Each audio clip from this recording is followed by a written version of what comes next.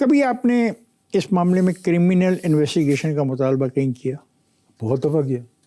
جیسے شفیع رحمان کی رپورٹ میں یہ کہا گیا، دیکھیں نا، میں اس میں ایک آپ نے بات کر لی کرمنل انویسٹیگیشن کی، تو انہوں نے ریکمنڈیشن تھی کنکلوژن میں جسٹس شفیع رحمان کی.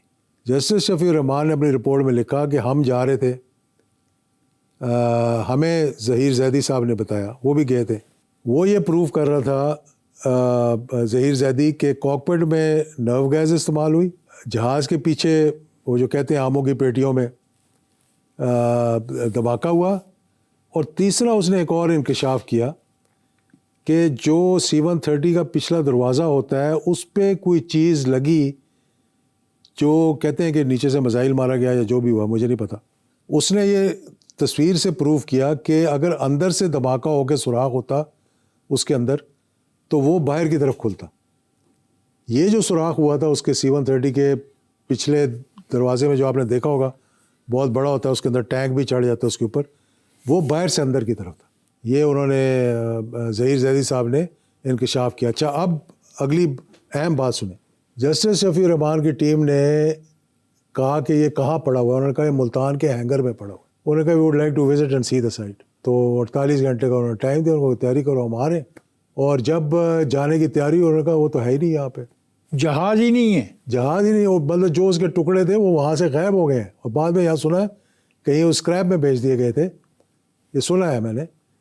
تو اس اپنی رپورٹ کے اندر انہوں نے لکھا کہ پرانے زمانے میں ہم نے سنا تھا کہ ہاتھی کا ہاتھی غائب ہو گیا، یہ ہم نے اپنی آنکھوں سے دیکھا کہ ہاتھی کا ہاتھی غائب ہو گیا. امریکی سفیر جان ڈین نے الزام لگایا کہ جنرل ضیاء کو موساد نے قتل کیا، اور پھر اسی الزام کی بنیاد پر انہیں ذہنی مریض قرار دے کے سفارتی خدمت سے نکال دیا گیا. کیا یہ بات آپ کے علم میں ہے؟ Because it has been reported by Arab News and as well as who called Zia. ہاں بالکل. یہ انڈیا میں تعینات تھے اس وقت، اور اس نے بڑا انکشاف کیا تھا، اور یہ آگے جا رہے تھے. پھر ان کو پاگل خانے میں داخل کروا دیا گیا کچھ عرصے کے لیے، اور بعد میں جب پوسٹ ریٹائرمنٹ ان کو he was given the highest diplomatic award. اجاز یہ کیا ہے؟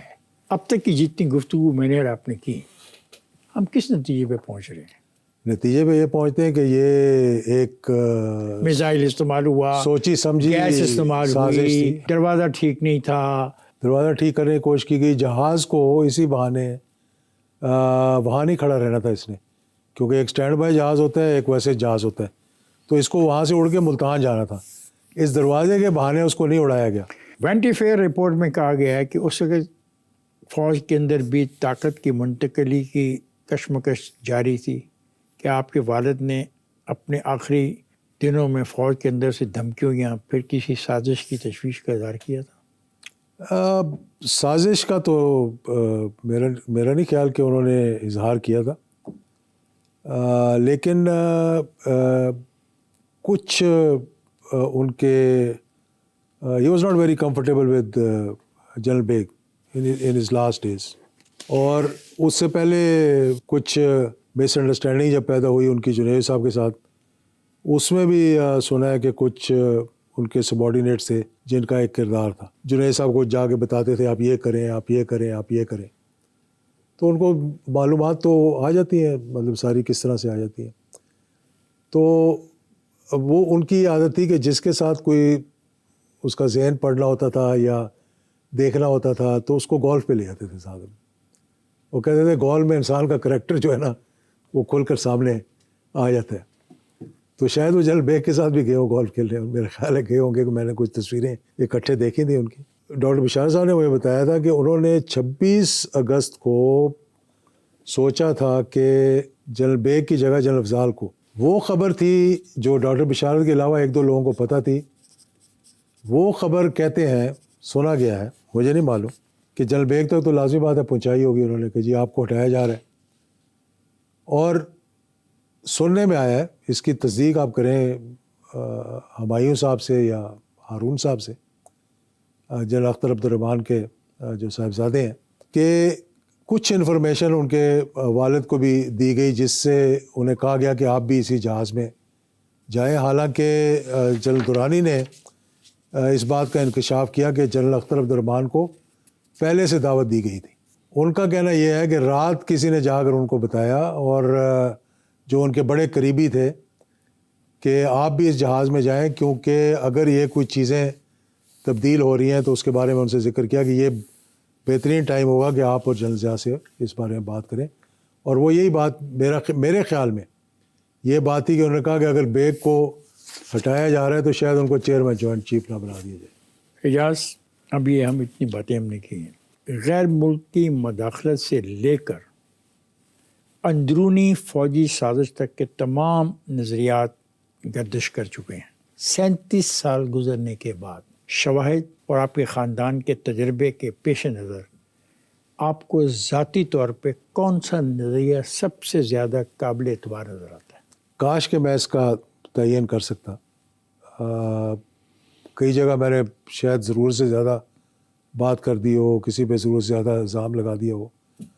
ہر کوئی اپنا اپنا کردار ادا کر رہا تھا، اس کو یہ شاید پتہ ہی نہ ہو کہ کنکلوژن کیا ہے. دیکھو، امریکنز کا بھی ایک جنرل جاتا ہے، امریکنز کا ایک ایمبیسڈر جاتا ہے.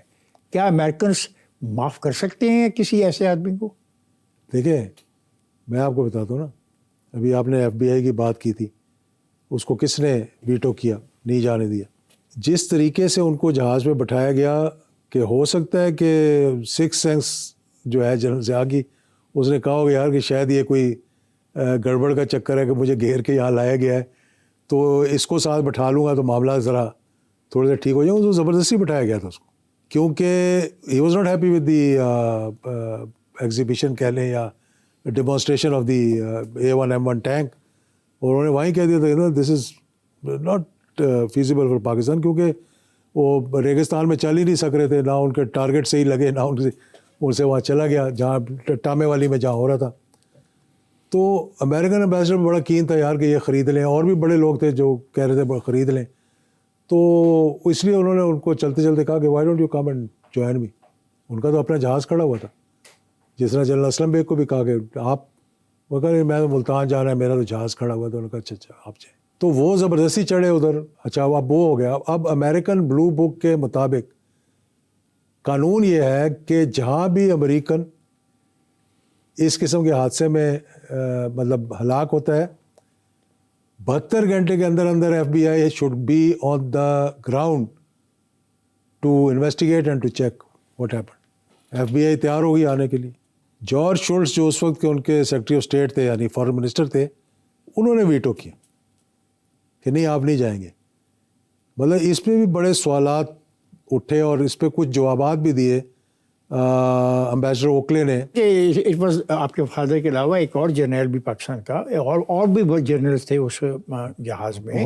خود امریکہ کا اتنا امپورٹنٹ پرسن کے ساتھ تھا، اور بعض زیادہ اس کی بیوی کو پتہ نہیں کہاں کہاں مشیور. تو اسی وجہ سے نا اس کو روکا کیسے گیا کہ ہمارے ساتھ سب سے دور ہو جاؤ.